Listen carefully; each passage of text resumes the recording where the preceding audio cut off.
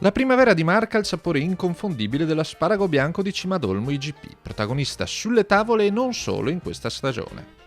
Con i suoi 50 produttori che raccolgono quasi 7.000 quintali di prodotto dai circa 100 ettari di superficie riservati alla produzione tutelata, l'asparago di Cimadolmo è un'eccellenza che fa girare l'economia di tutto un territorio.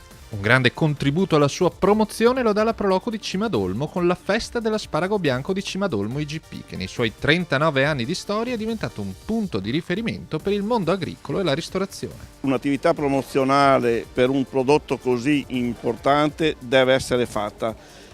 Questo significa soprattutto sostenere l'economia, sostenere il reddito dei produttori. Oggi nei mercati arrivano asparagi da tutte le parti, dal bacino del Mediterraneo, anche dal Sud America, e quindi avere un prodotto di grande qualità come questo è importantissimo. La nostra mostra è l'unica mostra concorso rimasta e ci teniamo che resti una mostra concorso perché vogliamo che i prodotti siano, nel senso buono, anche antagonisti tra di loro. Abbiamo in piazza, in esposizione, il miglior prodotto che è stato conferito da tutto il Veneto e da tutte le associazioni di categoria. Ricordiamo inoltre che abbiamo la rassegna bianco, dolce e fresco asparago. In questo momento è stata dichiarata la rassegna più grande a livello nazionale per i numeri che si porta appresso. Numeri che portano un contributo significativo all'indotto turistico della Marca trevigiana. Una promozione fatta che raccoglie però anche dei frutti e degli obiettivi raggiunti, che significa quasi 2 milioni di turisti che vengono a degustare i nostri prodotti tipici,